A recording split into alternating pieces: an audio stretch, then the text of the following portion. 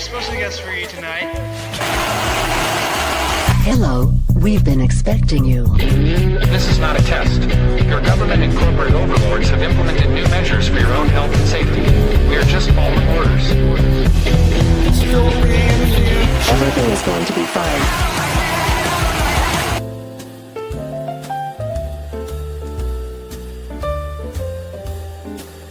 I'd like to introduce...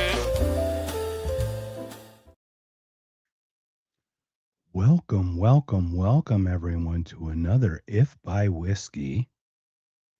We are sans Jake, but Jake may be on and off. He is still held hostage at the La Quinta Inn in Fresno, California. He blinked twice the last time I saw him, so I know he's in trouble. But we'll send SWAT there as soon as we can to help him out. But if he does jump on, it's great. But we do have a special guest today. I'm going to introduce him in the stupidest way I can with a song. So we're just going to do fun. Coming over the airways, the man says you're overdue. Sing a song, spend some money, join the chosen few. Well, I'm not in a hurry, and I don't want to be like you.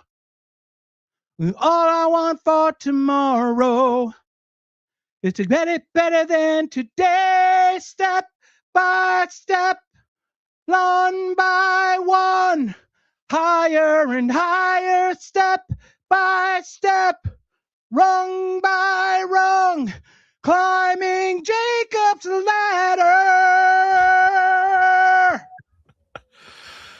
That's the first time someone has ever. That's the first time someone has ever sang a song to introduce me. That it may be the last. I don't know. That was epic. Yeah, this is awesome. Yeah, and Rich, you did miss out being late, man. So it was a little Huey Lewis in the news. I've had him stuck in my head. I think it's because we were about to have a talk. Because Jacob's Ladder is such a really cool song that it's probably underappreciated. So I thought, our ages, we kind of get that vibe, the little 80s vibe. We got it going. So Jacob Winograd, LCI Green Room, Libertarian Christian Institute. Sir, welcome to another If by Whiskey. We've done this a couple times. How you been, man? Oh, I've been good, man. It's great to be back, be talking with you. I got used to talking to you with when we were doing the book club, I guess, over a year ago now on that day right behind me, Provoked. We were talking like every week there for a while. Yeah, it was weird to stop that. Yeah, it was like 8 to 10 weeks. We were just completely collaborating, like buried every time we got up against a deadline, because Scott Horton's books are just information. And humans work in narrative. So it's like one of those weird things where we have to kind of shift what he says or what is into a story that we can then mold into I think what we did was we allowed each other to speed run the book, because if we had all had to read the book with the full intensity, would not have happened. But we kind of split up. We're going to read this section, but each one of us would have like a dedicated, we're going to really cover this section, which made it easier for us to get through the entire thing and understand it with, probably only like a tenth of the recall and understanding that Scott has. But it was definitely good. Did. And shout out to Sean Collins, who joined us as well for that. I hope he's doing well. We haven't talked in a while. Hopefully, maybe I know he got nuked off Twitter again, man, and it bums me out. And a nuke. I thought it was like a cell. It was an unaliving of himself on Twitter. Only on Twitter. I thought he started focusing on the family and stuff, which is great. I applaud that. I approve that message. So how are things in general? You mentioned a couple challenges in general. I don't want to get too deep, but yeah, what's going on? Anything you want to share, or do we want to continue with the bashing of the state? Where do we want to go with this? Well, it is hard to live out the values that I espouse, right? Like, it would be much easier to cooperate with the system. Like, let me give you an example. It'd be a lot easier if I just put my children, I have 5 kids. It'd be a lot easier if I just put them in public school, right? It costs extra money to educate them myself. Yeah, because you're already paying property taxes. I'm already paying for property the school taxes anyway, right? Exactly. You're already getting taxed. So if you're homeschooling, you're adding your own costs on top of that, for example. Exactly. Then there's the lost income from me being the sole breadwinner so that my wife can be the stay-at-home mom who does the lion's share I mean, and I mean that really, like I help out, I pitch hit and I assist with the homeschooling, but it's really a 90%, you know, uh, effort on her part to homeschool our kids. And we have 3 that are being homeschooled right now, and you know, 2 more. Eventually, Wow. we're gonna have all 5 at once, and so it's a sacrifice. And in order to be able to I can't just work one job. I have to work multiple jobs, and I'm active in my church, and I'm active with LCI. And And you have a trade. I mean, you have an actual trade and you work 2 jobs. I mean, just think about how the economy is, how things are devalued over time. Is like you have a real skill set as a mechanic, from my understanding, and you still have to work 2 jobs. You know what I mean? It's like, oh wow. yeah, no, I mean, and Crazy. I'm so if in automotive mechanics, you're the higher echelon money is to be made if you are a diesel tech, or which I'm not, or which I am, a transmission specialist, automatic and manual transaxles and things like that. But yeah, even that, to support a family of 7 and homeschool them and to And only try have to, half an income, technically half an income stream, yeah. right? So it's a lot of it's a lot of work. And so, like I was commenting, just being busy and life's a roller coaster. You know, you get hit with sicknesses, you get hit with family deaths, you get hit with family drama. You know, I have close friends of mine who, I got a friend in the hospital right now. I got another friend of mine going through a divorce. I have friends of mine from church that just went through a really, really tough pregnancy and delivery and all that. Like their son had to get open heart surgery pretty much, like, you know, the week after he was born. And it's just, it's so much, and it's a lot of work, and it can, you know, be very frustrating. And yet, even though I know it'd be easier again to put my kids in public school, it would be easier to not be, like, if I wanna do side work, it'd be easier to get side work and something paying more, whereas I put my side work into things I'm passionate about, into things that I think are trying to move the needle of our society in a direction to try to make it better for my children and my grandchildren, right? It'd be a lot easier to just live selfishly and in the moment, and it cooperating with the system. I would have a lot less stress, but I don't think I'd be happier. I think I'm happier with living out my values and making the sacrifices I have to make in order to try my best to be, uh, you know, consistent to my values and my principles and my faith and all that. So, you know, it's a grind. It comes with, you know, costs, like, you know, trying to maintain a healthy relationship with my wife, trying to be healthy, trying to find time to work out and meal plan and eat well. And, you know, I'm not saying I do all those perfectly. In fact, I feel like most of the time I'm doing, a lot of the times I feel like I'm not doing a very good job. And yet, you know, we keep moving because all you can do. And Yeah. Well, what I'd in the also moment, like to, let's go full circle on that. What goes around comes around. When time comes that you will struggle, which will happen, when you aren't the one with this and the support role, right? Like when they're not coming to you, when you're the one in the bed, when you're the one with, you know, with the help that's needed. That's great that you have that community that will come and they'll take it on for a little bit, right? yeah, no, exactly. I mean, we did, like, years ago. I mean, this was like, man, my daughter is 8, so this would have been over 6, 7 years ago now. Yeah, it was 2019 that my daughter was in the hospital and almost died. And yeah, our church rallied around us, family rallied around us. You know, it's nice to know that, man. It's nice to know that you got people that care about you, that are going to help you through the tough times. And you know, it's like, I think a lot of us, like, we can, when we're going through hard things or when life's a constant grind, we can kind of wish it wasn't. And yet, when I really stop to think about it, and I think about if I took the easy way out, like, yeah, it'd be easier. Like, maybe I could, like, be more relaxed, but I feel like I would just be less happy. Like, I just feel like I would not be me. Like, I wouldn't have a soul. I'd just be another mindless drone NPC in the crowd. I guess it's like, it almost goes Could I back to the replace Matrix. happy maybe with fulfilled, right? It's kind of like a fulfillment Yeah. because like it's kind of, you know, it's kind of like a balloon or something that's just empty. Like it'd be boring. It'd be a boring life if it didn't have stuff that you'd have to constantly pull on this and push on that. It's like a motorboat versus like a sailboat. You know what I mean? There's like constant rigging that you have to pull and tighten and this and that. Something like a sail, you know, motorboat, you're just on cruise control. You don't get the full experience of the ocean, for example.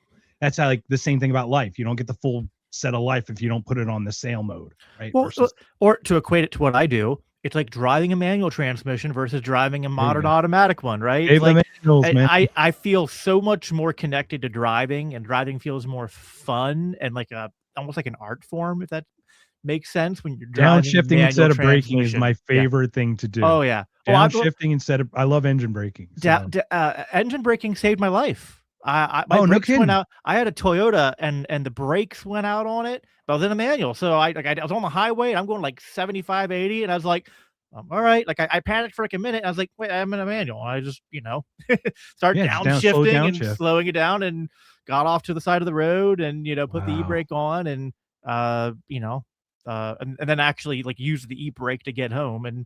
But like, even so, like, how many times did you start a car, kickstart it with the clutch? I mean, come on. Oh yeah. Dead battery. Oh yeah. How many times are you running with your buddies down the street and popping a clutch?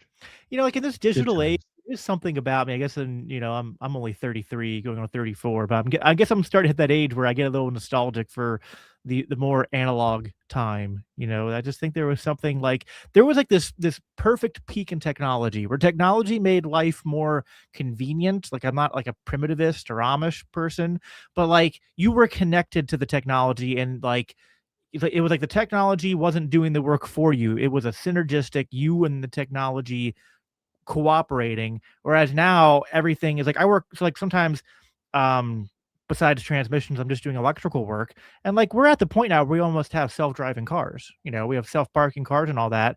And I'm just like, not only do I get wigged out about that, because I just like, I know how stuff fails, and and I've seen how that can go wrong. Oh yeah, it's only as strong as the weakest component along the entire link to fail. Exactly. But then there's just something that, I don't know, there's like, we're removing the human spirit from things like even as simple as driving, by just like sitting back and being like, oh, let the technology do it for you. And I've heard the arguments for it, like, oh, well, if I don't have to pay attention while I'm driving, then while I'm being driven somewhere, I can read a book, or I can write something, or I can do something productive. And I was like, I get that, but like, this might be a little bit of only people who think about that are only people who can conceptualize doing that. This is the whole point. Like, humans are very varied in not just intelligence or whatever, not just IQ. There's EQ. There's so many different quotients we can look at, but humans are so varied. So many do not conceptualize the way you and I do. Most podcasters who conceptualize talking about being creative while that does it are totally thinking in a different mindset. They're not looking to they're looking to offload the stuff that they're not interested in doing so they can do something they're interested in. Everyone else would just be offloading what they normally do, to your point. So like, it would just be like utter sheer like, I hate to say laziness, but that's literally what it would be. Like, AI is the same thing. It's now thinking for us like cars are driving for us. I have gotten about 5 requests via email that are AI emails that I know were generated by AI. And I'm like, every single request that I reach out to people is hand typed. I don't create, hey, Bubba, I saw something, like, you can read it and you can actually feel the connection. And like, podcasting is about this connection. Oh, and here 100%. They are creating AI generated contact messages that don't feel even remotely human. I don't like Students for Liberty lately has been on this kick where I can just tell, and you just know when you're reading it, they make these long posts and it's just all AI written. And now listen, I can read through the post and go like, yeah, there's points in here I agree with. Maybe I agree with all of it. But when I can tell it's AI that typed it out and it's not a human, I just care less. Like, I just was like, I'm not engaging with another human being's mind and the creation of their mind, and like having that interaction indirectly. It's like, now maybe it's kind of like they had the AI generate it. Like, I'm not anti-AI. I think there's useful ways to have AI supplement work, but there's, again, that's the same problem there, where there's AI cooperating with human efforts to scale human efforts in a unique, to tweak, creative way, to hone, to sharpen. It's a tool to sharpen, not to replace. Exactly. Right. Like, it's kind of like when the thing, they'll send me an email and they'll reference an episode that I did. And it was an If by Whiskey episode, and they're like, that was a brilliant not conscious episode. I'm like, dude, you don't know what you're talking about. You know what I mean? Like, it's clearly you didn't even watch it or didn't even listen. It's crazy. It's Well, and there's something about this whole AI thing and technology thing, which like, so I was raised in an evangelical, conservative, Bush voting household, right? Like the stereotypes are just kind of explain themselves. But out of high school, pretty early on, I started to move pretty far left, and as a former lefty, sometimes I wonder how much of like this position I have is like a maybe holdover from some of that. But I think there's a real point to it. Like, how lefties will critique capitalism, and they'll call what we're going through late stage capitalism, where like all you do is like have to work nonstop to try to like make enough money. And listen, they're wrong to blame free markets, right? But they're not wrong to in analyzing this crony capitalism, state capitalist game that we live under. We're turning rigged. into RoboCop. We're Right, not a free capitalist side. We're OCP, for goodness sakes, guys. And it's not free capitalism. It's not corporations. It's like the integration of the. And there's this like rat race element to everything, where like I'm all for people being productive. I'm all for the idea of individual liberty and personal responsibility and no handouts. I mean, charity, right? But like charity for people that fall on hard times, not like handouts for people that aren't willing to work hard. But charity's a different, right? It's a different perspective we talk about. So, it's not a handout. But what I'm not okay with is this sort of like, and we know it's not driven by free market. It's driven by things like the Federal Reserve and money printing and debasing our currency and the artificial lowering of interest rates and all of this, which does create this sort of like people have to work more to make less as time goes on, and it does rob away from in economic terms. So I Jeffrey Degner from the Mises Institute. I had him on my show a couple months ago, and we talked about this. And in economic terms, it's the difference between productive time, like working time, and leisure time. And leisure time doesn't mean that you're just being lazy. Leisure time can actually still be like economic in a sense, but like instead of producing things or doing things for currency, it's like the time that we spend in art and in music and in parks and recreation and in nature and like all that. And because of this system we live in, we have less leisure time, and we're kind of made to constantly be working and productive. And there's something about that which I really like. I really hate, I shouldn't say hate, but I really despise Ben Shapiro. You can hate it. You can despise. You can loathe it. You can do whatever you want, man. It's okay. We're this way. But Ben Shapiro has this. What happens on this podcast stays on If I Was. Okay. So Ben Shapiro has this whole shtick, right? Other than that, he thinks that you need to go die for Israel. Which one? The one with the eyebrows attached to it? The stick with the. Yeah, no. But he has this thing where he thinks that anytime someone is complaining about America, he kind of does this like, well, you just need to pull yourself up by your bootstraps, and anyone can succeed in our country, and acting like there's not systemic issues, right? And that bugs me because like I don't think he's a champion. He tries to mask his game in a sort of free market libertarian language, but what he's really saying, the actual subtext behind what he's saying is, I don't want to undermine the system that upholds the American empire, which also supports Israel. And I'm not just trying to go after him because he's Jewish. This is not an anti-Semitic thing. But Ben's literal words are, the number one reason why I support America is because it supports Israel. So he's really Israel first and not America first.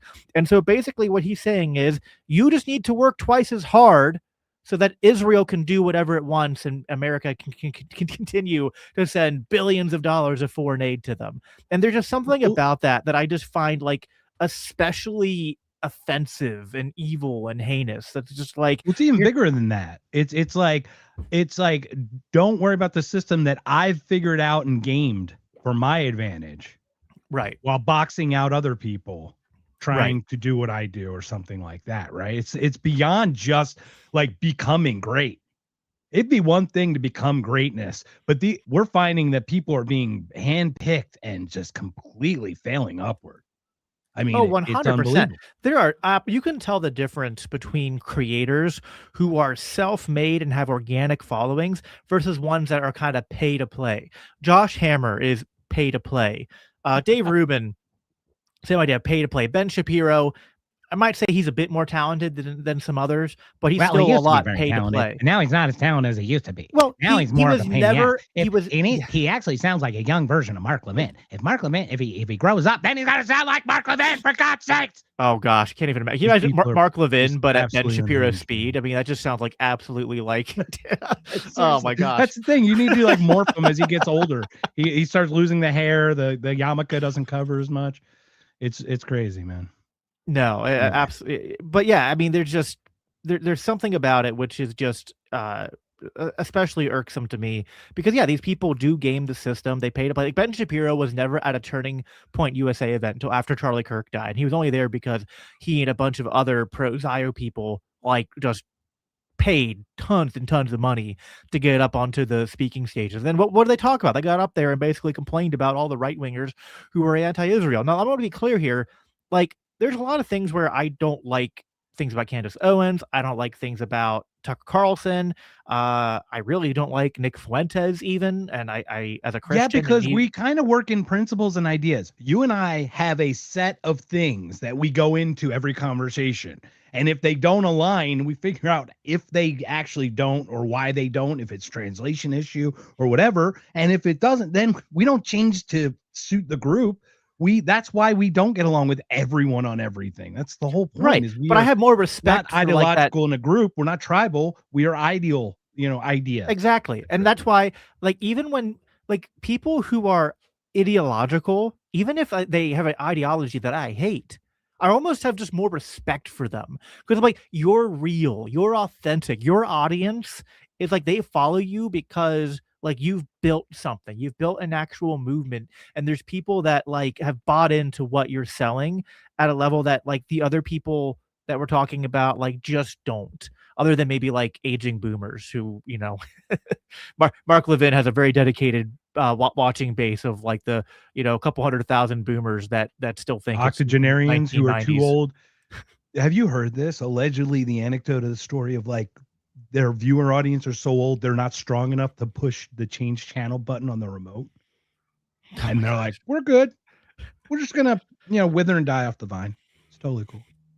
Yeah. Well, there's also it's also like this for all the talk about like old people complain about like millennials and my generation younger like not having high attention spans. So I'm like, well, no, it's just we have a different focus. Like for things that matter, we listen to like 2-hour podcasts, right?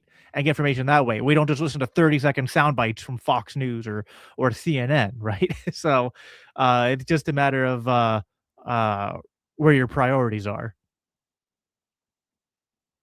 It is crazy because I'll listen to the news in the morning. I listen to it'll be Fox, NPR, CNN, ABC, like the 30, 45 seconds, just like the headlines of the day. And I'm just yelling at the speaker the whole time. Just absolutely yelling at I'm like, no, that's not how it is. The nuance. Everything. Context changes the character. Oh, speaking of failing upward, I just got to play this. Whitney Webb broke something. Whitney Webb, right? Whitney Webb, friend of the show. Whitney Webb. She does all the by way of what is it? By way of blackmail. She wrote, I think, are the 2 books. She's awesome. Anyway, you'll know her when you see her. I have to share her to the stage. Here we go. Here's Whitney Webb breaking some news. Doesn't know. I mean, he's obviously retarded. So there it is. Breaking news. Pete Hegseth is officially retarded, everyone. Speaking of failing upward. And then, so after this is what's interesting about this. After I saw that, she spoke about Pete Hegseth, I was like, this guy came up next, and I'm like, holy shit, I thought Pete Hegseth was retarded. Here, I'm going to give you this guy. Let's talk about this guy a little bit. Options. I think it's important the American people know options for what? And it's options to ensure that Iran never has a nuclear weapon. You talk about people who walk into a crowded supermarket and have a vest on, and they blow up the vest and a couple of people get killed, and that's a terrible tragedy. What happens when what's on the vest is not something that can kill a couple of people, but can kill many, many tens of thousands of people? That is the most important American national security objective that exists for any administration at any time, is you don't want the worst people in the world to have a nuclear weapon. That's why the president is doing this. That's why the president cares so much about this particular issue.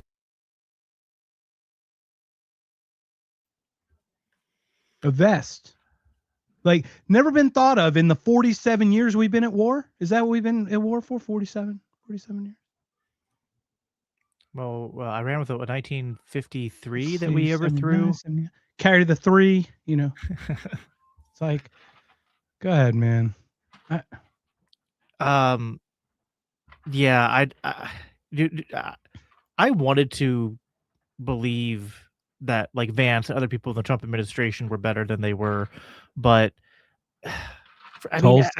Tulsi, yeah. I mean, it's just holy mackerel, man. Listen, like I'm writing a book right now, and one of the things in the book I go into is the and Vance is a Catholic, right? And so I talk about the Christian and largely Catholic tradition of just war theory. And like one of the ideas behind just war is that like you have to have just cause, which means you have to present evidence for like, well, we had to do this. There's no evidence being presented. And there's actually conflicting evidence, because on one hand, it's like Tulsi Gabbard says that they're not pursuing nuclear weapons and they're keeping their enrichment high and are willing to negotiate down. And then we do the 12-day war and we say we take out their nuclear capabilities. Obliterated. And now a year later, it's like, but now we have to do regime change, because even though Tulsi then doubled down and said, nope, they're not pursuing nuclear weapons and they haven't rebuilt their nuclear capabilities. They're not even trying to right now, but there's still an imminent threat of them having a nuclear weapon. And I'm sorry. I know it triggers some people when people like Dave Smith get up on a, Piers Morgan show and say that for all this talk about Iran being the biggest sponsor of terrorism in the world.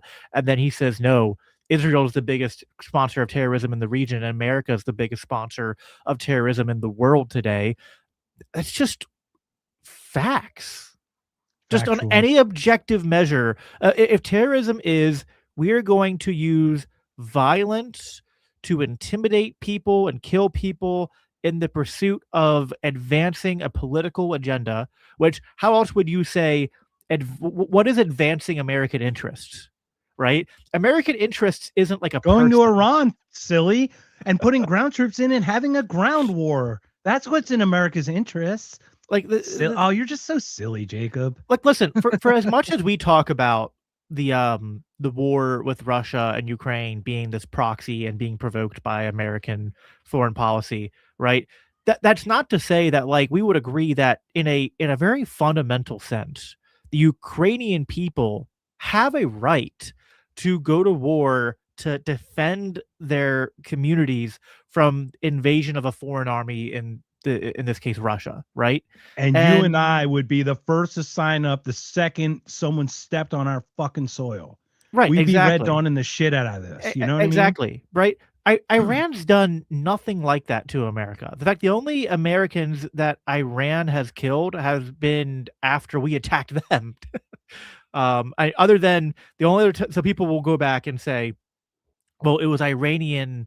There were Iranian EFBs? Who killed Americans during the Iraq War, and I'm like, well, no, those were Shia groups that at first we supported and then we turned against because the Iraq War was Israel was our go-between for that. Israel were the ones actually selling Iran the weapons that we were selling Israel, because we couldn't directly sell them to Iran to, you know what I mean, to fight Iraq. This whole thing is just absolute silliness, man. It's like they just picked up die and just rolled them and said, it's just some chart. And they're like, we'll just do this. You know that saying, never attribute to incompetence or to malice what you can contribute to incompetence? Yeah, Hanlon's razor or Hanlon's. I think I think, hey, you know that it's not one or the other. It can be both. The American government is both simultaneously just like they make the dumbest foreign policy decisions that you could ever make, and they're also evil. Like the two are not in conflict. And that's why you have over, I mean, depending on on what time range you want to, I think just from 2001 to present, it's like 1.5 or 2 million people who have been killed as a result of the war on terror, both direct and indirect deaths. So that's casualties from war, that's combatants, but also civilians, and that's also the indirect deaths caused by war, caused by the embargoes, The that leads to worst kind, starvation displacement, and starvation, displacement. disease, Yeah, just all sorts all of of stuff. that. That's, I mean, it's one. Look, we know that blowing up is a horrible, horrible way to. I think starving to death would be just absolute, just way worse, man. Yeah, I mean, it's Ugh. people want like. I know you're an atheist, like you say anti-theist, right? Yeah. And so like, neither one of us, because I'm a Christian, you're an atheist. Neither one of us are like pro-Islam, right? I don't look at Right. the religion of Islam and go like, I want more of this in society. But I also recognize that, like with any religion, there are violent extremists, and then there's a lot of people who are peaceful and just practice their religion privately, or in a community of believers, and we can all live in relative proximity with each other and not be killing each other. Uh, I don't care if you're Muslim or Jewish or Christian or Hindu or Buddhist or Jainist or atheist or agnostic or Scientologist or Republican or Democrat or whatever, right?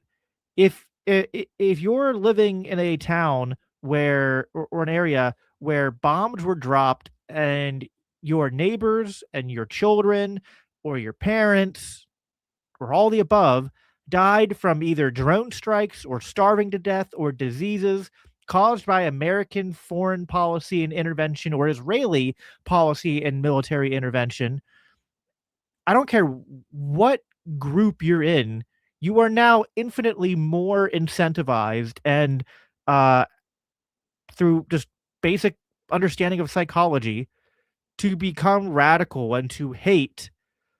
It's not even radical at that point. Like, you know, it's like if a government killed my family, it's pretty logical, actually. Not really extreme to hate them, right? It'd be like, imagine being Well, a nobody's Jewish talking family. about Lebanon right now. Let's be honest.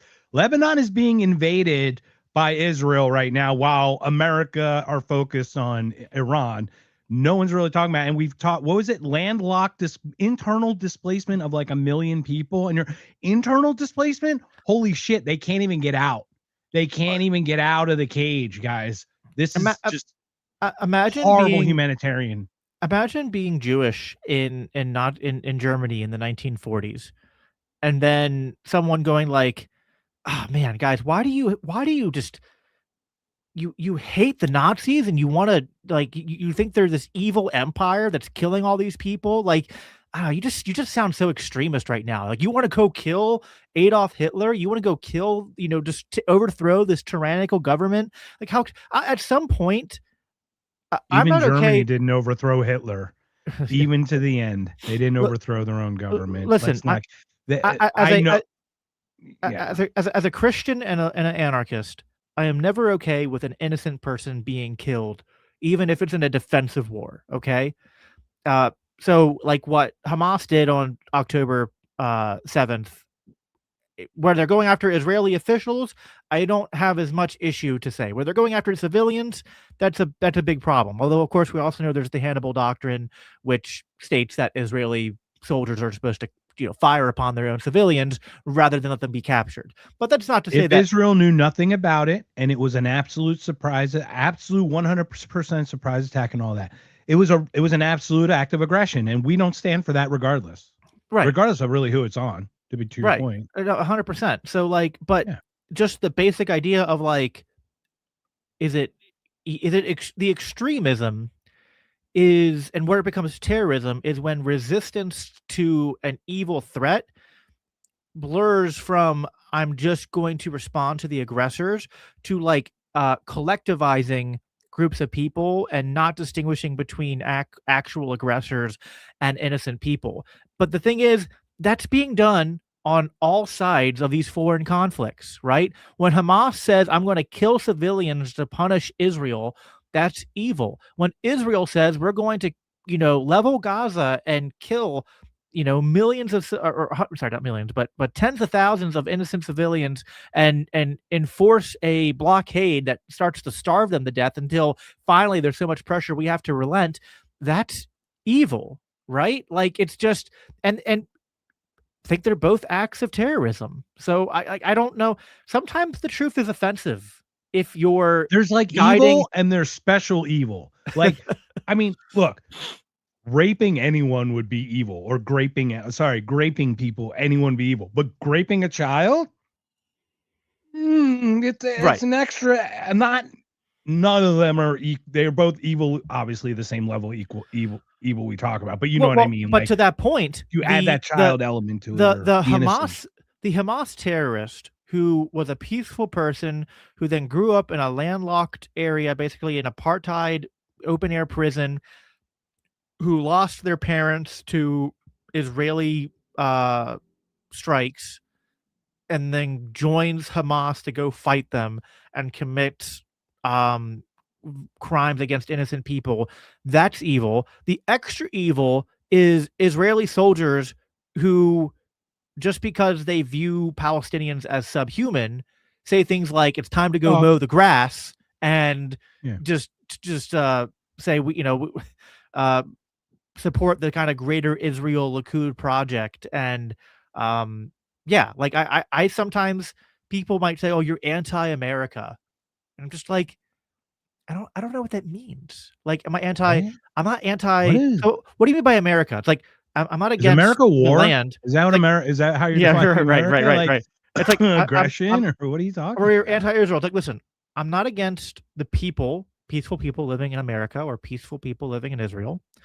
I'm not against the land, because why would I be? That's weird. I'm against evil. Well, I would argue, you and I would probably argue, we are against the land issued by a country who had no right in issuing the land to a third party and wedging them in there. Sure. That's probably what we'd argue. But I just meant, like, I don't... the land should exist or not, or coexist. Right. Yeah. I'm just saying, like, I hate the government's like claimed monopoly over the land, but I don't hate geography. I don't look at a map and be like, oh man, this continent right here, like, screw that. Like, no, it's just like, it's like, I don't hate people. By default, right. I don't hate land. Listen, I don't even hate the idea of a sort of organic nation, right? Like a group of people who, through just like a shared history, have a sort of cultural identity, communal, right? That's fine. Tribal kind of coexistence. That is what a nation really should be. It's not the government. It's not the country. It's the nation. And that, when we talk about like borders, libertarian style, like, that's where the nation needs to be preserved, because the ideals of certain things do need to be preserved. For that is where the argument would come, right? That's right. And so it's like, how are you defining America? Is America the idea of a nation of people who fled tyranny to create opportunity to new land to live free, and then created an ethos that, even though imperfect, was founded on the idea that when government is tyrannical, that you have a right to overthrow it, to institute a new way of governing, like duty to overthrow it. Different. Yeah, a duty. Yeah, you're right. A duty. Right. This is something I'm writing about in my book too right now. And it's just like, so if like Thomas Paine basically wrote that, like, at best, government is a necessary evil, and at worst, it's just, like a gang of thieves, right? Or, as Rothbard later put, a mafia. And really Augustine, a Christian theologian from like the 4th century, basically wrote the same thing, that, like, without, if government doesn't serve justice, it's nothing but a band of robbers, right? So, like, that is what, if America is like a nation built upon, like, the American dream and liberty and overthrowing tyranny, then like, cool, I love America. If America means we dominate the world because we're great, because like we have this like claimed right to look out into the world and declare who is evil and who we have the right to overthrow and who we have the right to kill. If loving America means loving the world's biggest empire, no, I don't love America. It's really simple. I love what's good and I hate what's evil. So when you attach How Frederick America, Douglass of you. I know, when you attach evil to America, then I hate America. It's the transitive property, right? If America equals good, I like America. If America equals bad, I don't like America. Well, that's a funny thing. Is like, what do we love?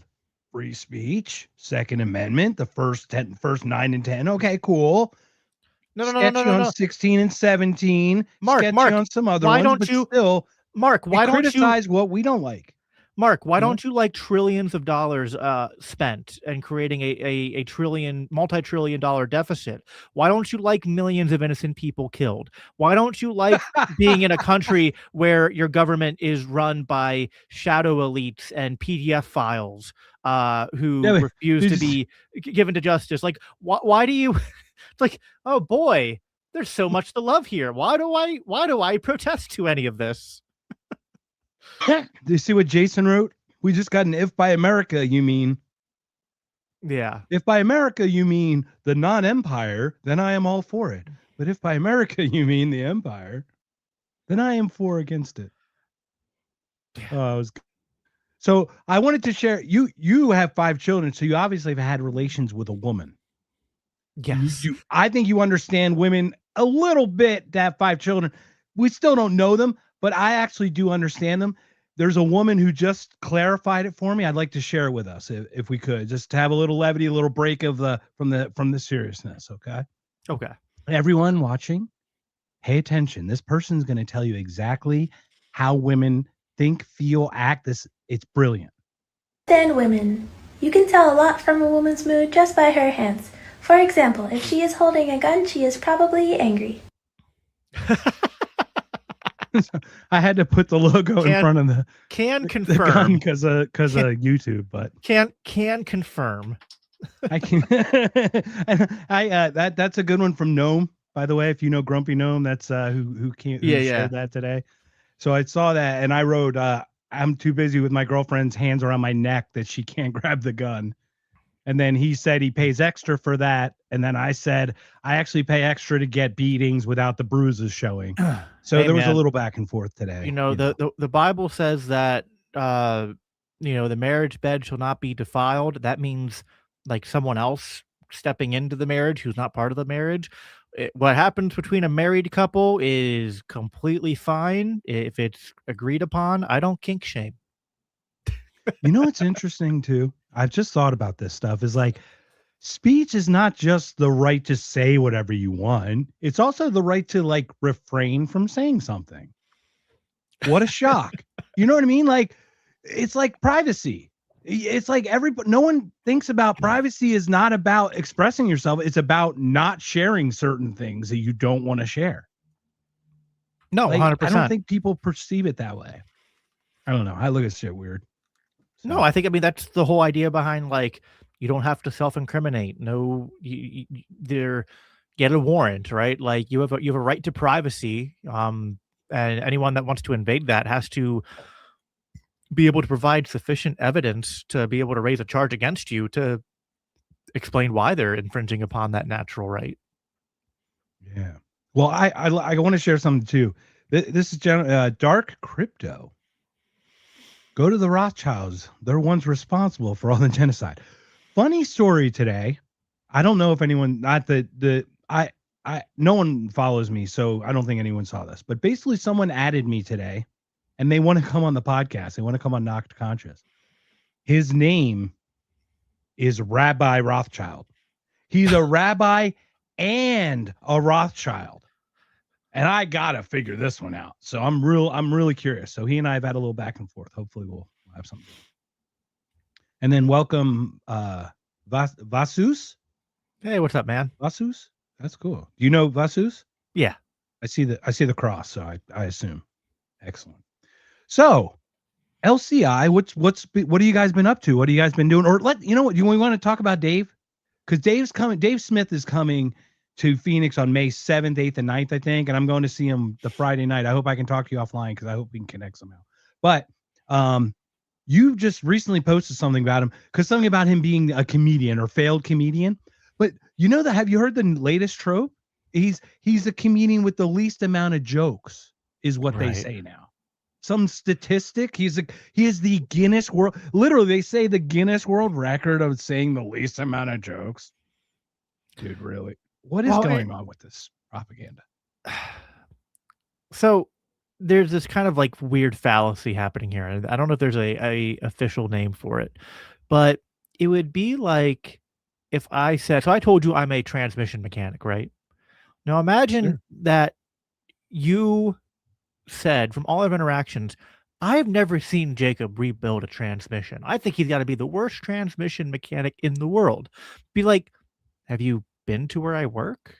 Have you actually like that's not a part of my. So a lot of people have like, they've watched Dave on Joe Rogan or Piers Morgan or all these shows, and he's in that role, he's doing political commentary, right? It's like, so yeah, when he's doing political commentary, he's doing political commentary.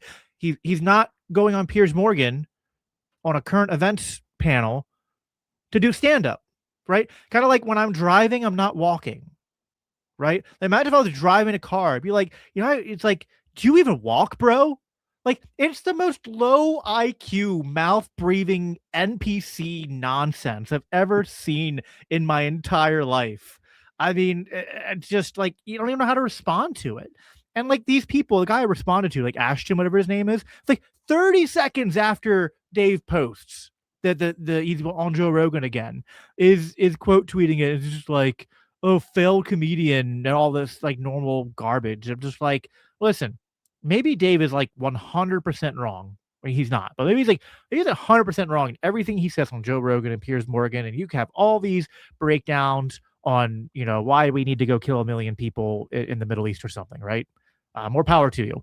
But it's like the dude sells out comedy shows on the regular. I mean, he's a headlining comedian. Now, like he's like knocking at the door of the elite upper echelon where like you get Netflix specials and things like that. But like, and people don't even know what that takes to even get on a regular circuit to begin with. Like, but like, let's not get ourselves. But those comedy people, circuit is hard. It is a grind.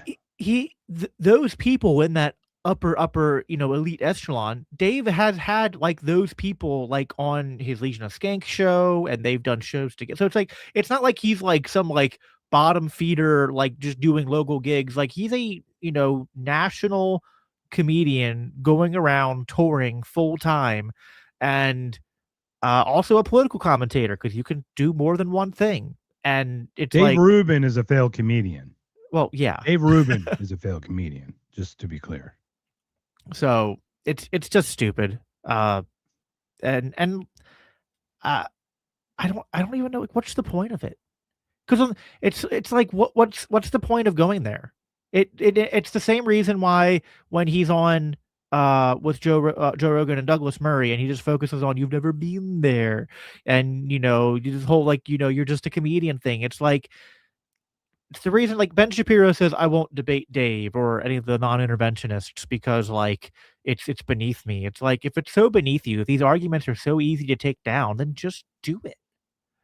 Like, just do it. What did you watch Dave on Piers with Adam? No, oh God, dude, don't even. I will start raging if we talk about that. I was sharpening razor blades. He made Douglas Murray look intelligent. I was sharpening razor blades, man. I've never heard someone debate someone else citing another debate that they couldn't even claim parts of the debate that they could cite. That was the cringiest. By the way, I would argue that the Coleman Hughes one, and actually 2 podcasts ago, I think I did argue that the Coleman Hughes one was the greatest challenge that Dave faced. But Coleman was just uber prepared, and like 82 people helped him pull out every freaking Here's- tweet from like 82 years ago. And Here's why the trust Coleman me, I Hughes know what one. that was. I know Here's why the he Coleman had- Hughes, the Coleman Hughes one looks so good, because it's like the first time someone actually put up a fight against Dave. Like imagine Yep. Dave was a like a heavyweight fighter, and just round after round he gets in and he's like, 2-punch KO, 3-punch KO, like, the match is over in 10 seconds every single time. Legit. Tyson. Coleman, It's literally Tyson. Yeah. Coleman Hughes is the first one who like lasted an entire match. Now, I don't think Coleman Hughes really got any decent hits in. I think he even might if have you done call it a draw, if the champ goes in the champ, you don't lose the belt. He's not losing the belt on that performance. You know what I mean? Like I think that like there were a few things where like Dave was probably so used to the knockout matches that when Coleman was so uber prepared and had like specific things ready to cite, Dave was like, okay, well, like I would have rebuttals for those, except like that's something I'm going to have to go and double check and go back to the source material, which I don't have on hand in front of me. And I did actually the whole episode, like a 2-hour LCI Green Room episode with my my co-host for that, with Cody Cook, and we went through and broke down everything, including the whole like Wesley Clark thing that he was trying to call Dave out on. And it's like, no, like the Wesley Dave's entire case is not the Wesley Clark memo. The Wesley Clark memo is just like one data point in a pattern we track that shows from the 90s leading up to September 11th that like all of the people who would end up in the George Bush administration were calling for the foreign policy approach that we eventually carried out and are still carrying out today in Iran.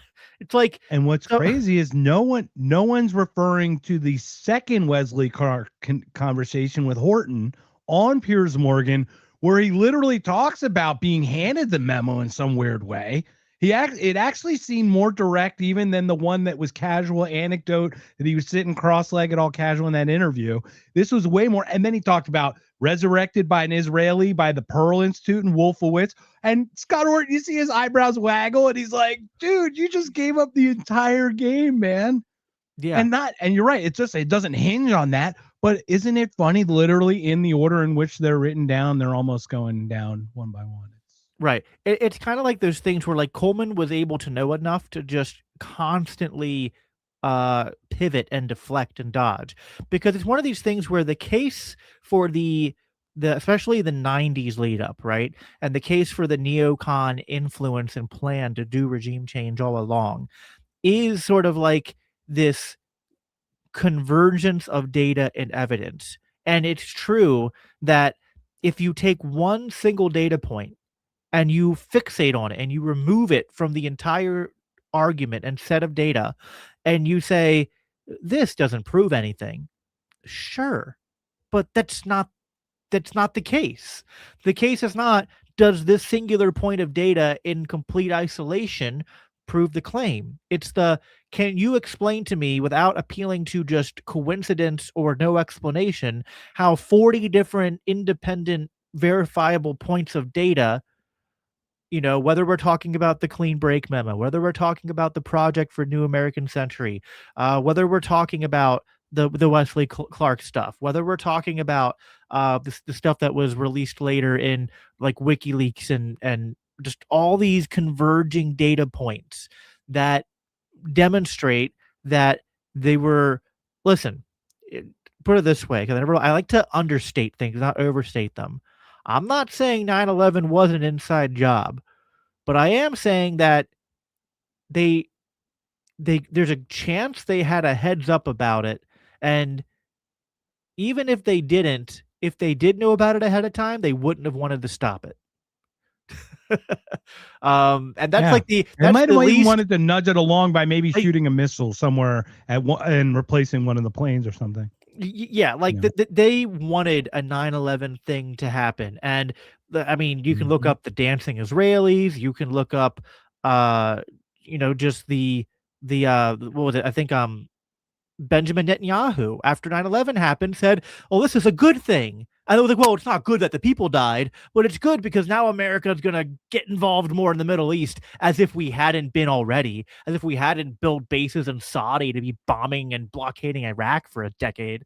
I mean, it's just like, that's what I hate using 2001 as like the arbitrary starting point for the war on terror and Middle East interventions. Because it's like, as you know, we've been meddling the Middle East since the 1950s. And we just basically picked up where Britain left off. Like Britain was kind of like, fine, we're done being an empire. America here. It was just like basically in a boxing match. It was like, we they kind came of said, "Hold my beer." Yeah, they just because we came and murdered tapped a us lot in. of people. We murdered a lot of people. That's the shame about it. Is like, it's one thing if you have military against military, people chosen to die for their countries going at it. But how much is collateral? I mean, what, 90% of drone strikes are civilians or something? It's like, that seems like a inverse ratio of what it should be, don't you think? Like, even, and one is too many, obviously, but 90% seems excessive. Listen, in a very purist, principled way, stance, like perspective, I think that if one innocent person dies in even an act of just war, that it's unjustified and it's murder, and I'm against it. Now, if I'm trying to be charitable, right, and understand that urban warfare presents challenges and humans are fallible, I am not saying, like, if I even just want to like pretend for a minute I'm not an anarchist and just be like, I understand nation states are the way the world operates right now, and I'm not saying that you literally cannot defend yourself from foreign invasion or acts of terrorism, right?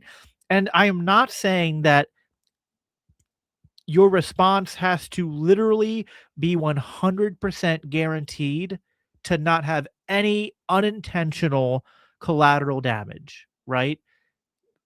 If like, imagine if Israel had responded to Hamas with like a 12-month campaign, and at the end of all that, they're like, we've took out 90% of Hamas, and there was like over the course of a year, 100 civilian casualties, and they weren't celebrated, and they were tragic, and the Israelis were like, and we're trying to find the family of these people and offer them like condolences and You mean they didn't put on their compensation. clothes and steal their bicycle Yeah, and like, take pictures of them while they're standing over them? right. Yeah. Like then it's like, listen, in a pure philosophical principled position, I'm still like, I hate nation states, and I don't think that I'm skeptical of operations that are carried out by nation states, because I think they're going to fail to find ways to respond that don't create collateral damage. But I can distinguish between true, like, you're trying your best within the flawed system you're in, versus like you say, well, it's impossible to avoid collateral damage, so F it.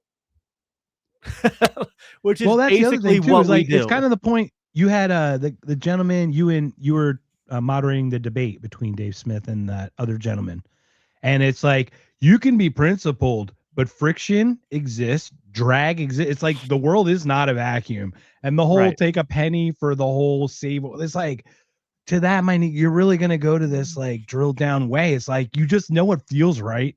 To be honest, it kind of is what feels right. Libertarianism is a political legal philosophy in the pursuit of peace and the protection of human life, and not just so that we can survive, but that we can flourish, right?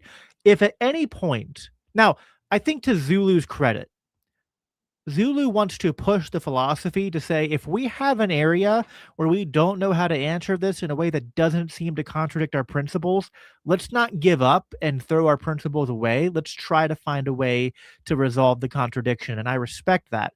But also on a human level, when it comes to not like endlessly theorizing, but actually having to act in the real world, sometimes you have to go by your meta principles and not just the strict, like, legalistic libertarian rules. And I go, libertarianism is at its core, yeah, there's the non-aggression principle and then self-ownership and free markets and free trade and all this. But really, it's like I judge those things as good because they serve humanity, because they serve the greater good of pursuing peace and social cooperation among men, right? So if I'm ever at a point where the libertarian theory seems fuzzy and it's like I don't know how to act, I'm going to default to the meta principle of like what serves life, what serves peace, what serves social cooperation. And on those intuitions alone, you can just that's where I like you can judge um like in nation states are authoritarian, anti-reason, anti-life entities. But there is a scale there, right? And you can kind of judge, okay, I can see in history, examples of nation states engaging war in ways where I go, yeah, I think that this is imperfect, but it was more on the side of trying to protect and preserve life and liberty than it was trying to destroy it for those in power, right? Like the American Revolution is a very complex subject. There's even libertarians like Brian Kaplan who actually say it wasn't a justified war. I don't quite go that far, but I actually, in the book that's coming out later this year that we've been working on here at LCI, I helped write. We did a whole section on the American Revolution, and I was writing in one of the questions about like, did it adhere to libertarian principles? And my answer, just in a nutshell, was it did not perfectly adhere to libertarian principles because there was drafting and there was taxation and there was killing of innocent civilians and or at least harassing of them and imprisoning of them if they were loyalists and things like that. But like, in a zoomed out meta way, was the American Revolution fought to like centralize power and destroy human life? Or was it done to try to advance liberty and human flourishing? What's obviously more the latter than the former. So you have to kind of judge these things on different levels.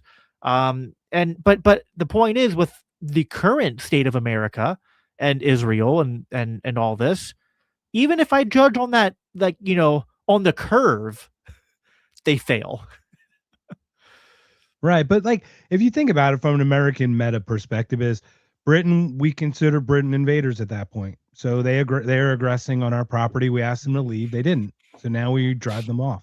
And I'm not, Right. defending or obviously defending it because it did push liberty in a great direction. This is the most amazing place other than the places we can't have. You know what I mean? It's like, what are we going to do?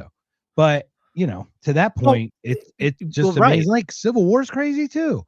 The things that Lincoln did to hold the country together, Suspending habeas corpus right. and locking And he's a hero. people He's up a hero for it.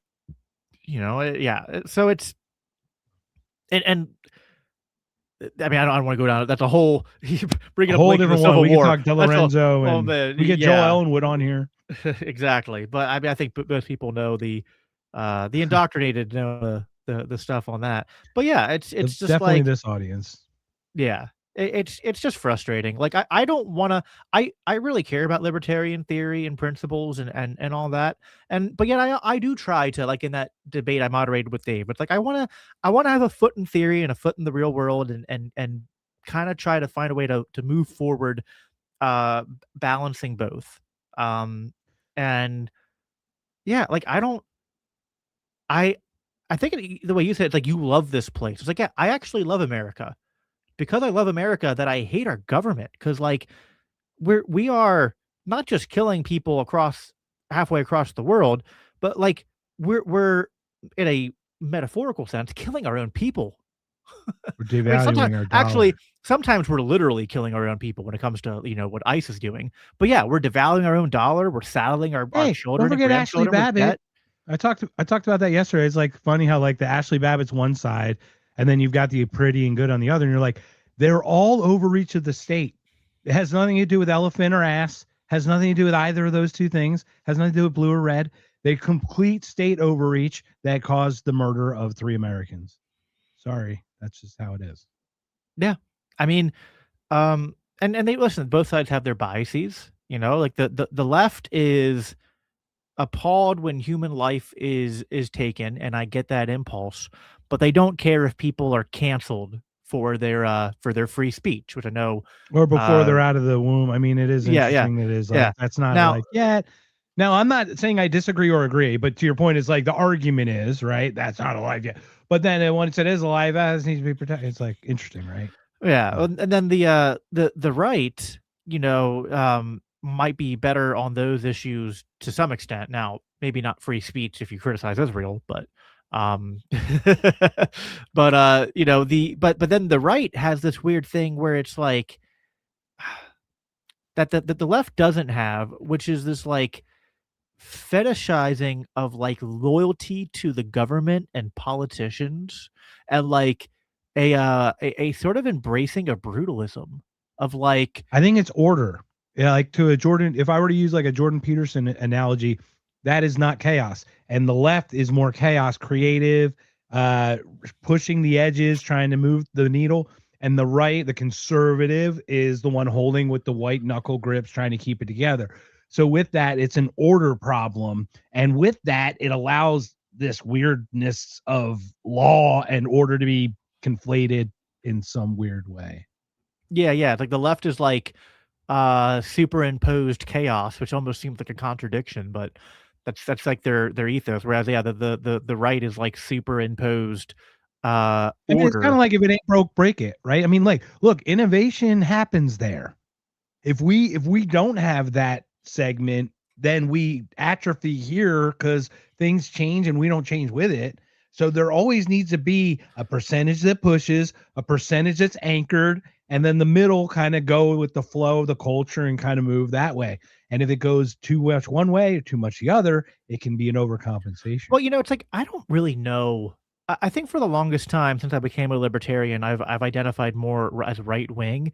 I'm starting to become less enthusiastic about labeling myself as a right winger because like I don't. Everyone defines these things differently, and let me tell you, like as a Christian, I have very what's called like conservative social views, which I don't want to enforce with the state, but I'm pro. Uh, But you enforce them through community and shaming, sure, like sure, yeah. personal, private, like through conversations. So you do impose them, but it's totally within your right to impose them the way you impose them. You don't do it through an outside third party force. You don't do it by taxation or through actual physical force or anything. Right, right. So it's like, I have traditional views on marriage and sex and how people should have families and people should have tons of kids and uh, things like that. But like on a more, I think, kind of more fundamental level, I'm really against dogmatism and echo chambers. Like on my show, I invite people who are statists on. I invite people on who are really like very far left, or at least center left, who are atheists, who have opposing social views to me. I think that there is something really damaging about echo chambers because uh, it's kind of like it's actually funny. I'm holding a pencil, and I always like that economic idea about like how it takes you can't just have like one sector of the economy that like we make pencils. Like no, you need all these converging parts of the economy for a pencil, for just something as simple as a pencil to be made, right? And it's this diversity. And there's something about which is kind of considered more of a left-wing idea. And ethos is that creativity and that diversity. And it's like, listen, I'm a Christian, but I also think that to better understand the world around me and to better pursue peace and human flourishing, then like we need a society where like these different people with different beliefs aren't like our choices are either to go to war against people who are different than us or to find ways to peacefully coexist. And war is destructive and breeds death, and free trade and social cooperation creates flourishing in life. And that means it's like, well, I got to find ways to like sit down with someone who might disagree with me on like maybe the very fundamental things about my worldview and find a way to find common ground with them. Find a way to like Yeah. we can share a society together because it's better for all of us. It is interesting when you see we've gotten to the point where we over challenge the views, right? Like men can be women. What? Like, come on, man. There's nothing wrong with you identifying how you want, and that's your expression. That's your freedom of expression. But come on, man, you're not that. That doesn't change you. How much of that? Changes, how much of that is cultural blowback though, for super imposed order from the right? Because yeah, absolutely. The 80s were so into that. Then those children got the opposite treatment. Then they got resentful, and they're like, "I will hijack your kids and make them mine." And then they took. And now it's almost going full circle, where there's a big part of the Zoomer generation and the even younger than them are like going super ultra trad cath and stuff like that. Total conservative. Yeah, it's interesting. It's such a weird watching his pendulum, and it's like I would assume the technology's got to be social media just exacerbating it, but these pendulums are taking wilder swings through the middle, and I'm like, can we just kind of, how about stay here, like in this area? Can we do this? We don't have to go here, and then we don't have to go there. It's like a whole dance, man. It's crazy. No, 100%. I agree, and that's why it's like, I don't know. Like, am I probably like center right? Like, I don't think I'm like a and I would call you conservative because you take the things that hold value that work, and you want to carry them on. The problem with the chaotic, super chaotic is like they will even challenge like gravity. And you're like, dude, gravity, I'm sorry, man. Gravity's real. It's here. It changes by altitude, obviously distance from the, like I can tell you how gravity works, but you can't just deny that it is or isn't there just because you want to break the system. You know what I mean? Like, well, and I think one of the things that makes me, I think another thing that makes me more right wing, which is related to what you said, is that, and I'm curious where you line on this, but because you're an atheist, but I feel like it's weird when there's libertarians. I'll explain, but it's not that. But go ahead. but I feel like it's weird when libertarians say that there isn't such a thing as like objective morality. Now, maybe I can kind of steel man it. I think they mean that like not all morality is objective at the point of law, that it can be imposed by force. And in a legal sense, yeah, I agree with that. Like, I don't think that my views on that it's immoral to be in a same-sex relationship are objective in the sense that they can be imposed by law.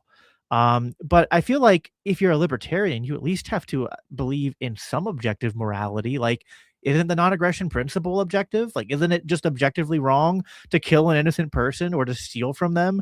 Like, if we just kind of go, and that's where like some libertarians who are left-wing and left-wingers just in general go too far, where they're like, oh no, like even, like all morality and ethics are just subjective, even the non-aggression principle. Like, I having a conversation with people about this the other day, and I was just like, I don't even know, like, if it's subjective, how could you ever impose it upon someone?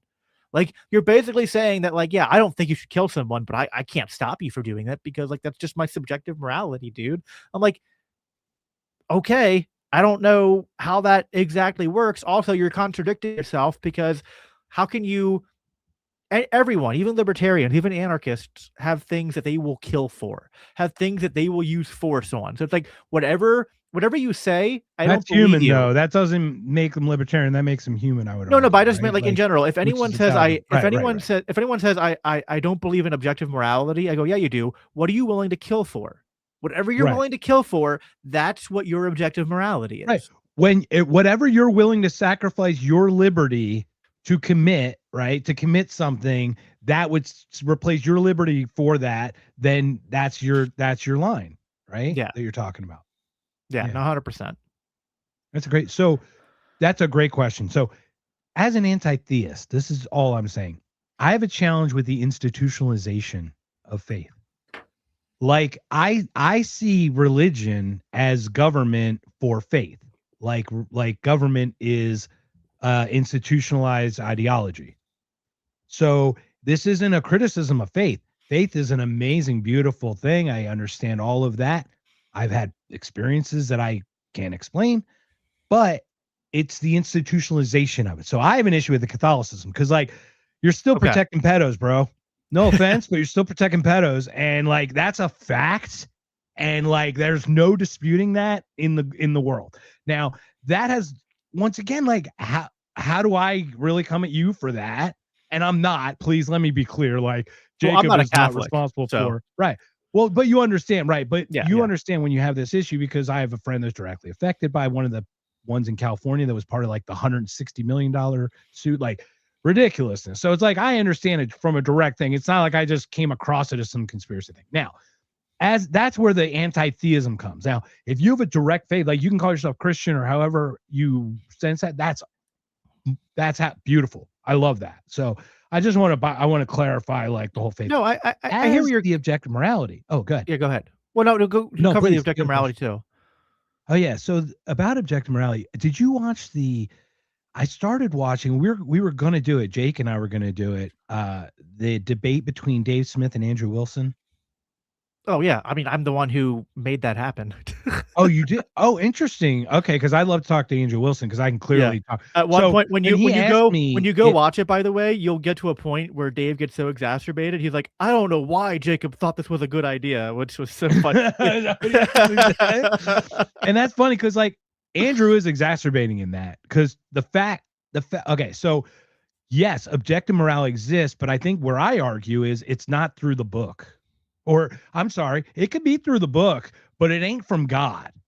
It's not from God. It's still through human, regardless of where we got it on this paper. It's through a human that was pushed. So there's already a bias and a perception. So from my beginnings, nothing's from God, because it's already through a perception of a human before it reaches parchment, tablet, stone.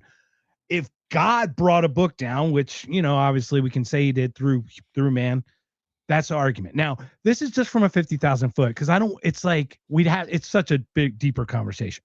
But yes, Sure. I think objective morality is a thing where we can just logically consider what don't steal shit, don't hurt people. These are really clearly easy things to not do. Eye for an eye would be the initial one, and then it got, honed, right?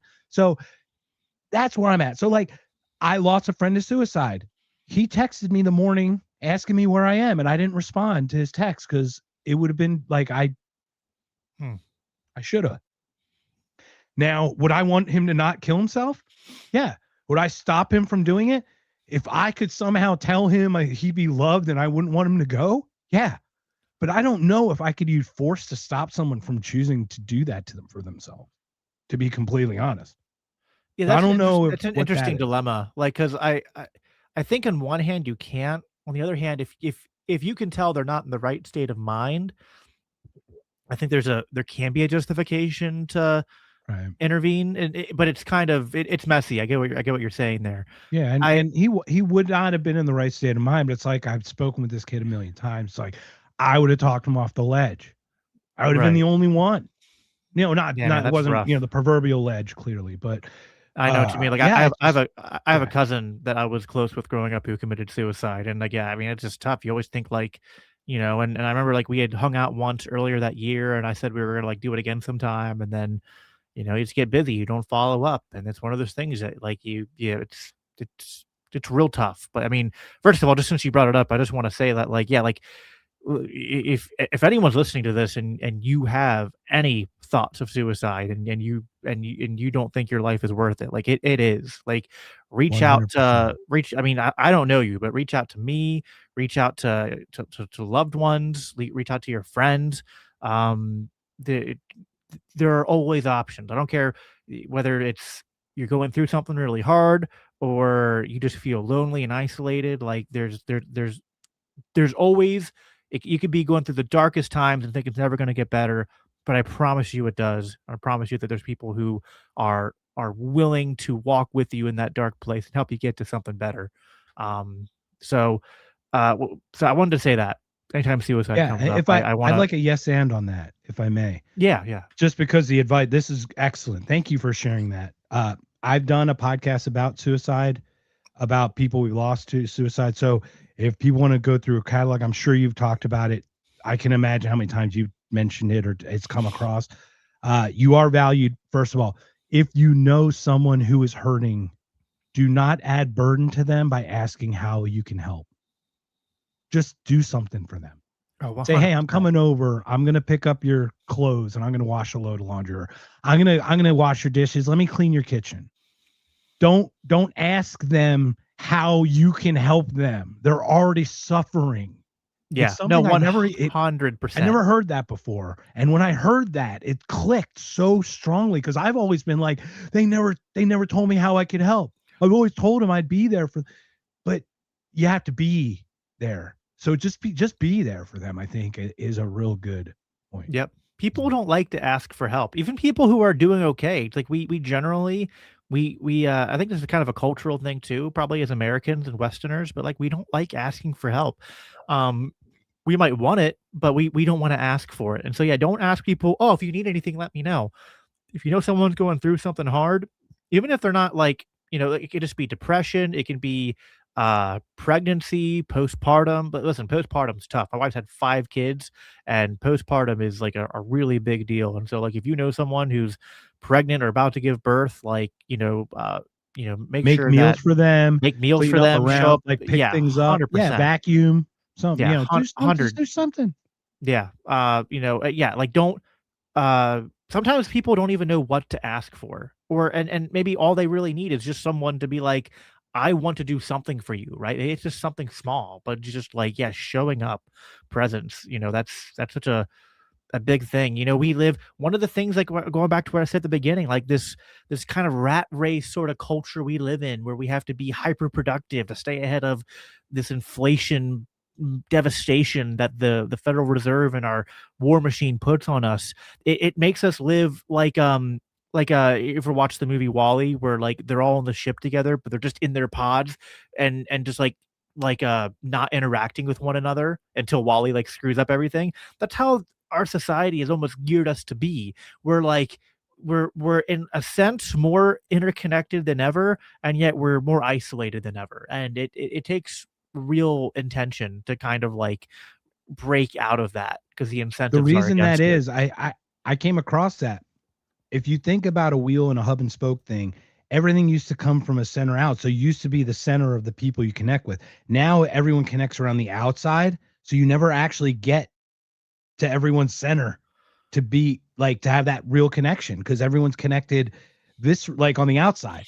They're Yeah. connected, but they're like it's like a virtual connect. It's not a real actual connection in a way. Yeah. So Yeah. It's like I do want superficial to at say, best. Jake, speaking of which, Jake had an issue today at the La Quinta in Fresno. His internet went to crap. So I'm sorry, Jake, that you couldn't make it. I just want to put that up there, but It's all I right. guess Well, he's going to get a really bad review to La Quinta in Fresno. well, I'll have to get you both on my show, and that way we can have a extended conversation on this. But I did want to respond to the stuff you said on the anti-theism, because I kind of get Oh where you're yeah, coming from on that. And there's I think there's something to organized religion when it's not done through a sort of like authoritarian salesman. mechanism, but when it's done Yeah, through like a like community through a community center of yeah, people like just spontaneous, like-minded coming like together. the way. So there's often a misconception that like the biblical canon, like what books are in the Bible, that like, oh, the Council of Nicaea got together and they just like dictated by fiat, like here are the books of the Bible. But it's actually not true, because when they got together, the only book of the Bible that was kind of under contention was, I think, the book of Revelation and maybe the book of James. But they kind of got together, and like there, if you could actually track, there's people like Athanasius and there's people like Origen and church fathers, and different canons that have been developed for hundreds of years before that. And you see the doctrines and the creeds and the canon of Christianity being organically developed through conversations of different uh bishops uh and Clements and church leaders over the first 300 years of church history. And it's an organic development, which then is like they got together and they were like, hey, like we've been together for a while now, and now Christianity's legalized, like let's compile like all of these things and agree upon it. And get now there are times in church history then when you do see uh institutionalization of religion in a way that's not that kind of spontaneous development and an organization, but it is top down tyranny and authoritarianism, and a lot of that does come from more of the Catholic uh, Church. Now, as a Christian on a theological level, I view my Catholic brothers and sisters as fellow brothers and sisters in Christ, and I don't Yeah, doubt for their sure. faith. Just like you would a But Lutheran or yeah, yeah, Episcopalian. yeah. I would But assume anyone who believer in Christ, you would see as a yeah, brother in arms and something. but I do like one of my critics of the Catholic Church is it's like not so much the theology, but it is uh the institution itself. And it's this kind of like this idea, it's like, well, we're the one true church. And like this is the organization that you have to be a part of, and we're the ones who get to dictate what scripture says. And as a Protestant, I reject that. Now, I think that that's like this goes back to that left right thing we were talking about, right? And like the worst times in history and the worst elements of Christianity, especially from like the from Catholicism, are almost that, again, that hyperimposed order. But then I think a lot of the left wing theologically liberal Christians kind of they went too far the other way, and they're like, well, Christianity can just be whatever you want, man. Just believe whatever you want, and the Bible says whatever you want it to say. And actually, it was probably all written by man, and I think that's also wrong. And like the Protestant tradition is Well, that would be a actually subjective morality then. That right, wouldn't be exactly. really Yeah. objective then. So like It's like interpret. I mean, it's kind of tough though because interpretation does make it challenging with the right. So translations the and the stuff. the, the But yeah, Protestant tradition says, well, hold on. We believe there's objective truth. We don't think objective truth can be dictated by a centralized power. We think that it's a conversation. We think that we have to have open dialogue and an ecumenical. Like Protestants are actually very ecumenical, like Lutherans and Presbyterians and Baptists and Methodists and all that. It's like we all think we're Christians. We have different opinions on some of the things the Bible says, but then we have like what we do is we create categories. We go, here are the core doctrines. We all agree on these. Here are secondary issues. We don't all agree on these. We think these are really important. You're and they're Gaga tertiary. or your MAGA, make God great again. Your mug. But anyway, I don't know. all that to say that like I think that I think you agree. Like there's a way to have a sort of like a defining of a religion, an organizing of a religion, even coming up with doctrines and theology in a way that I think actually embodies a more libertarian sort of spirit and ethos. And I think Protestantism, at its best, historic Protestantism does that, where it's not this, it's a balancing of creativity and openness so that it doesn't become rigid and stale and tyrannical. But it's not so open that just anything goes and nothing's objective. There is no objective truth or anything like that. And that's the kind of that's literally how we have to live our life. That same Yeah. anchor in reality, conservatism, while we test the fringes for malleability of moving forward without getting stuck in an island and not being able to come back or not being able to survive. Well, right, exactly. And like one of you brought up Jordan Peterson, and like Jordan Peterson's such a tough thing. Like we could maybe talk about him, but it's so tough. But one of his the best rules he ever came up with was like always assume the person you're talking to knows something that you don't, right? And I just feel like strip away politics, strip away religion. I just think like if there was one rule that I could force every single human being to follow, it would be that.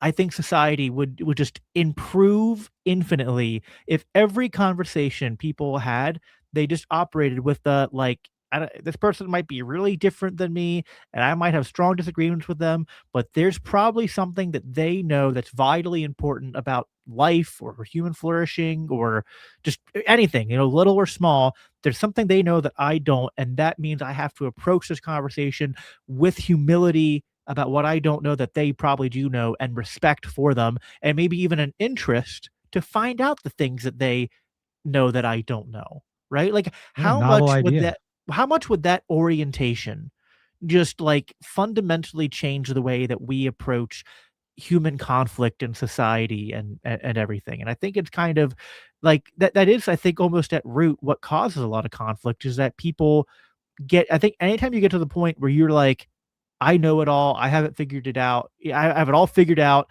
and these people are wrong, and they just have to listen to me. That's almost like the precursor to authoritarianism, if you think about it.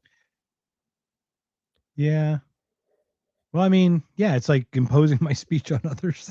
Right, yeah. I mean, that's why free speech is so important, right? It's like Hit him over that. Yeah, but Ron Paul's right. How many times can Ron Paul actually be right? oh, It's dude. hard to, no, but it's hard. Yeah, it's interesting. So, Ron Paul well, is look, pretty good. man, this has been awesome. Been an hour and a half already. Snap of the fingers. I can go more, but do you have anything you wanted to discuss? You're our special guest today on If by Whiskey. Once again, unfortunately, Jake had some La Quinta issues. That's fine. No, I mean, you know, I could just, I guess, like talk about my stuff quick here at the end and kind of plug, but like, Yeah. yeah. So obviously, so I host two shows, the Biblical Anarchy podcast, which is like my personal podcast that comes out every other week, and then I also do the live show, which is the Green Room for LCI. I also do digital media and marketing for the Libertarian Christian Institute, and yeah, I mean, like we're just a group of Christians who are committed to promoting the ideals of liberty and a free society from a Christian perspective. And we write a bunch of books, we do a bunch of podcasts, we write a bunch of articles. We're going to be at Freedom Fest this year. So if you guys are going to be there, you know, make sure you look for me. And we just had Valerie Lee on yesterday. So oh, cool. So Yeah. she, President CEO of Freedom Fest. So we once again, Whiskey 100, $100 off. Speaking of Freedom Fest, thank you very much. Whiskey 100, $100 off. So yeah, you're going to be there, man. Have we got a group of people that are going to be there this year, man? It's going to be. I'm it's excited. Going to be pretty. I'm really looking forward to it. The group has grown exponentially just in the short time I've visited Freedom Fest. Yeah. No, and I just think that like it's there's some parts of the liberty movement, like maybe the Libertarian Party, that I'm a little gray pilled right now on, but I'm also kind I'm of like darker than that on the parties. Yeah, parties are I mean, it literally is like, yeah, I think you either go state or no state, and then look, if you're at least no state, then you go subsidiarity and you do the least amount of statehood as possible, but you're always opposing state. Like there's just like there's just no way around that. That's just the only way to do it. I don't know, that I could think of anyway. I don't know. What are your thoughts on that? I don't to get know. into a whole side. So I feel like I can almost, if I remove the human element, I can in my head go, I think there's a way to do a Libertarian Party strategy that makes sense. But then it's like the incentives of the machine are just so hard that it even perverts the Libertarian Party and orients them in a way that, I don't know. It's like I want to believe it can be effective, but maybe at best it can be a social club. I don't know. It's tough because it has the word libertarian. The thing is, I think the smarties that we know, look, let's be honest. If you're a libertarian minded and if you're liberty minded, you're kind of going against the grain. You have some self intelligence or self knowledge of things, or you're curious or something that drives you differently than the average bear. That's just fact. So you're already in a different realm than most people, right? You'd argue. Yep. So that is hard enough to get along with, right? Now you got all trust each other and you're all pretty much individuals trying to do this thing. And it's really interesting that always seems to be a challenge for me. Is like, it should be a social club. Why make it a party? Thomas Massey even said the bipartisan system's built into the architecture. It's this room or that room. There's no difference. Even if you're a third party, what are you going to do? Sit on the floor? It's like I get the impulse to want a third option, because especially like I'm one of the people that kind of like reluctantly voted for Trump because I thought he did free Ross, right? And I was kind of like, I think he's going to free Ross Ulbricht. Maybe we'll get a couple other wins. I thought he would not be as disastrous as he's been on foreign policy and other things. And so I get it. Like people are like, I don't want to do nothing. I don't want to vote Republican. I don't want to vote Democrat. Can't there at least be like a third option, like a pro? I think if the Libertarian Party was just like the middle finger to the establishment party, I'd be happy with that. I think we need like a voice in the political machine serving the role that like Thomas Massey kind of does now. that Rand Paul at his best has done, and that the person who did it the best was Ron Paul, right? Someone in the machine that's just like, listen, this is all fake. These people are all evil. They don't actually stand for what they believe in. Here's the truth. I think we need truth tellers in the courts of evil to wake the people up who can be woken up. But beyond that, I think the solutions have to be outside of politics. I think it has to be the establishment of something counter to the state, parallel systems, parallel cultures, parallel societies, parallel currencies like crypto. And I think we play a role in creating that, because conversations like this are signals put out there into the world to show people that, like, rather than getting caught up playing this game that's just designed to keep you going around that wheel really fast and getting nowhere, uh, you can opt out of that. The more people that do that, the more we'll be on our way to, I think the advancing human society has advanced over the millennia. We've slowly moved away from like hyper ethnic tribalism, although it still exists to small degrees. We've moved away from slavery, although slavery does still exist in certain parts of the world. Thank you, Libya. Yeah. Yeah, we did a great job in Libya, right? We didn't talk about that open one. air slave markets. But for all the imperfections, things have advanced, and I think that as we continue, it's really just abolitionism the whole way down, right?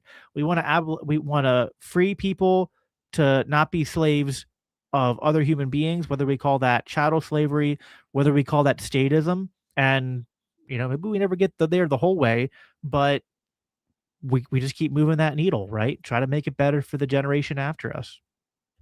Oh, totally. So we have this gentleman, Derek. Derek's been a special guest, probably last 8 podcasts we've had, Derek. So welcome.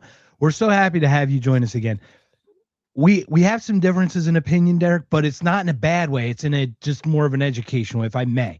The only way for policy changes, I totally understand that a third party to make changes, you have to get in there. However, let's be honest. There was a bill that was passed that had kill switches in cars for it, and the Republicans voted for it. Then Thomas Massey said, guys, I don't think you understand what you just voted for. Let me take this part out. Let's vote separately on the kill switches. And the Republicans still voted for it. Yep. So when you talk about like actual principles and then you see it in action, like that simple one where he actually took it out of the bill to have it removed and it still didn't pass. You're just like, at what point is that actually a solution? Is it really, has it gone the way of the dodo in that way? Is it time for our duty to rise up? I'm going to this will be my last word. I got to go here, but my yeah, cool. I'll give you a sneak preview of the next episode of Biblical Anarchy, which will be episode 120, which I'm going to talk about the Epstein files. Even though we're all distracted by the war in Iran, but it's like we shouldn't take our eye off the ball of the Epstein files. What did the Epstein Files Transparency Act prove? That even if you pass a law to hold government and hold people in the highest echelons of power and wealth in this country accountable, they won't do it. Yeah. So what do the policy changes really do?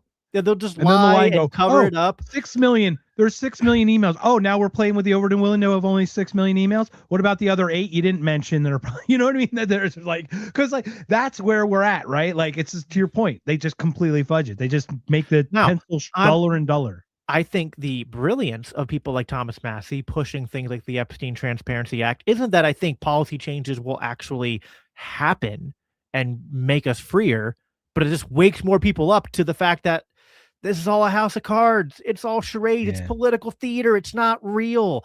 Even the elections every 4 years are kind of half fake because it's just changing the people at the podium. It's not actually changing the true levers of power and incentives that really run this country.